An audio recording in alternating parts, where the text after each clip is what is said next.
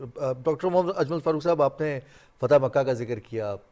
طائف کا واقعہ ہے جس میں افو درگزر کے حوالے سے بڑی واضح نبی کریم صلی اللہ علیہ وآلہ وسلم کی زندگی سے ہمیں یہ مثال ملتی ہے کس طرح سے کہ وہ رحمت بن کر آئے ہیں. تو وہ صرف انسانوں کے لیے نہیں، تمام عالمین کے لیے رحمت ہے. جو آپ نے بات کی ہے کہ ہمیں اللہ کے لیے معاف کرنا ہے، ہمیں اللہ کے لیے درگزر کرنا ہے، جی، اور درگزر صرف درگزر نہیں کرنا بلکہ اس کو اچھے تعلق میں بھی کنورٹ کرنا ہے. جی، یہ ہم کیسے رمضان المبارک کی موجودگی میں استفادہ کر سکتے ہیں کہ ہم اپنے اندر یہ چیز لے آئیں کہ ہم اللہ کے لیے کر رہے ہیں جو بھی کر رہے ہیں؟ دیکھیں جی، اچھا مومن، اچھا مسلمان وہ ہوتا ہے جو اپنے لیے فائدے کی چیز حاصل کر لے، اپنے لیے مناسب چیز لے لے. فائدے بہت سارے مل جاتے ہیں، لیکن فائدہ چیز وہ لینی چاہیے جس سے اپنے آپ کو بھی فائدہ ملے اور دوسروں کو بھی فائدہ ملے. اگر عفو درگزر کے فوائد کے اوپر دیکھا جائے تو بڑے بڑے فوائد عفو درگزر میں پائے جاتے ہیں. اگر رمضان کی پرسکون اور باسعادت لمحات میں ان فوائد کو سامنے رکھ کے ہم یہ رویہ اختیار کر لیں کہ ہم نے دوسروں کو معاف کرنا ہے، دوسروں کو درگزر والے معاملے میں اعراض کرنے کی طرف لانا ہے، تو اس سے بہت سارے فوائد اپنے کو بھی ملتے ہیں، دوسرے کے بھی ملتے ہیں، اور معاشرہ بھی ان فوائد سے مستفید ہوتا ہے. پہلا فائدہ اس کے لیے یہ ہے کہ اللہ رب العزت کی محبت بندے کو مل جاتی ہے. جو دوسروں کو معاف کرتا ہے نا، وہ کیا قرآن کریم کی آیت مبارکہ ہے، وَالْكَاظِمِينَ الْغَيْظَ وَالْعَافِينَ عَنِ النَّاسِ وَاللَّهُ يُحِبُّ الْمُحْسِنِينَ. وَالْكَاظِمِينَ الْغَيْظَ، غصے کو برداشت کرنے والے، وَالْكَاظِمِينَ الْغَيْظَ وَالْعَافِينَ عَنِ النَّاسِ، لوگوں سے درگزر کرنے والے، لوگوں کو معاف کرنے والے. وَاللَّهُ يُحِبُّ الْمُحْسِنِينَ، ان سے اللہ محبت کرتا ہے. ہم احسان کو بعض اوقات کسی کو کوئی چیز دینے کے اوپر چھوڑ کر بس کر دیتے ہیں.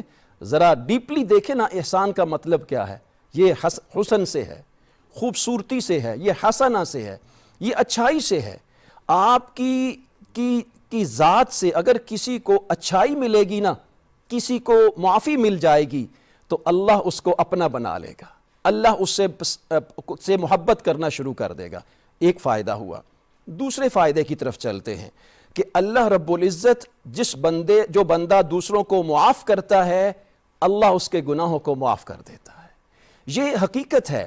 اللہ یہ معاف کرنا بنیادی طور پہ اللہ رب العزت کی صفت ہے. بے شک بے شک. جب بندہ وہ آخری رمضان المبارک کے ایام چل رہے ہیں نا، تو آخری عشرہ جب آتا ہے نا، تو ایک خوبصورت دعا ہمارے کانوں سے ٹکراتی ہے، پڑھنے کو ملتی ہے اور بار بار زبان پہ آتی ہے. اللہم انک عفو کریم تحب العفو فاعف عنی. کہ اللہ تو معاف کرنے والا ہے، تو کریم ہے، اے اللہ تو مجھے معاف فرما دے. تو جب وہ جذبات معافی کے دوسروں کے لیے نکلتے ہیں نا انسان کی ذات سے، اللہ رب العزت بھی بندے کو معاف کر دیتا ہے. اس سے آگے چلیے، اللہ رب العزت نے ارشاد فرمایا وَلْيَعْفُوا وَلْيَصْفَحُوا أَلَا تُحِبُّونَ أَن يَغْفِرَ اللَّهُ لَكُمْ وَاللَّهُ غَفُورٌ رَحِيمٌ. چاہیے کہ تم معاف کر دو، درگزر کرو. کیا تم پسند نہیں کرتے کہ اللہ تم سے محبت کر لے؟ اللہ معاف کرنے والا ہے، اللہ رحم کرنے والا ہے. تیسرا فائدہ عفو درگزر کا کیا ہے کہ اللہ کی رحمت بندے کے اوپر چھم چھم برستی ہے. معاف کرنے والے شخص کے اوپر اللہ کی رحمت برسات کی طرح اپنا چھڑکاؤ کرتی ہے. ذرا حدیث مبارکہ کا ایک حصہ میں آپ کے گوش گزار کر دوں. ارحموا من فی الارض یرحمک من فی السماء. اے لوگو، زمین کے اوپر رحم کرو، معافیاں پھیلاؤ، امن دو لوگوں کو، آسمان والا تمہارے اوپر رحم کرے گا. آگے چلیے، چوتھا فائدہ کیا ہے. اللہ رب العزت جب بندے کو معاف کرتا ہوا دیکھتا ہے نا، تو اللہ کریم اس کے اوپر اجر عطا کرنا شروع کر دیتا ہے. اور پھر ارشاد فرمایا اللہ رب العزت نے کہ جب بندہ معاف کرتا ہے تو اس صورت میں اجرہ علی اللہ، یہ معاف کرنے کا اجر اللہ کریم اپنے ذمہ کرم پہ لے لیتا ہے، اور اللہ بندے کو اتنا ہی اجر عطا کر رہا ہوتا ہے جتنا بندہ دوسرے کے لیے مفید ہوتا ہے. پانچواں بڑا فائدہ، اور میں آج آپ کے اس پروگرام کے توسط سے ان لوگوں سے برملا اظہار کروں گا اور مخاطب ہوں گا اور درخواست بھی کروں گا جو اپنے دلوں میں انتقام کی آگ پال رہے ہیں، انتقام کے بیج کو پانی دے رہے ہیں، اس کو ہوا اور کھاد دے رہے ہیں. اس کو تبدیل کر دیجئے محبت کے بیج میں. محبت کے بیج کو محبت کے اور صلہ رحمی کے پانی اور کھاد کے ساتھ تناور کیجئے, معاشرے میں امن پھیلے گا اور اس امن کی وجہ سے دوسروں کو فائدہ ملے گا. میرے اللہ کریم نے قرآن کریم میں بڑی پیاری بات کی, ارشاد فرمایا وَلَا تَسْتَوِي الْحَسَنَةُ وَلَا السَّيِّئَةُ, کبھی بھی اچھائی برائی کے برابر نہیں آ سکتی. ادفع باللتی ہی احسن, اگر آپ برائی کو ختم کرنا چاہتے ہیں نا تو اچھائی سے اس کا دفاع کیجئے.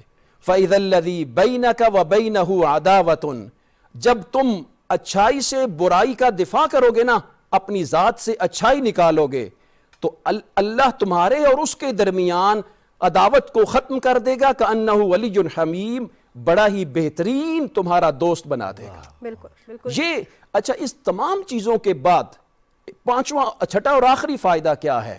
وہ یہ کہ انسان کی عزت معاشرے میں بڑھ جاتی ہے.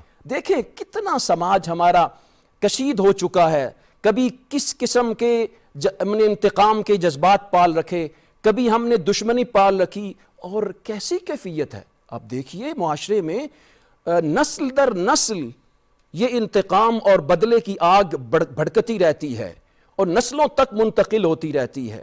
یہ کیا فرق رہا زمانہ جہلی میں اور آج کے ماڈرن جدید زمانے میں؟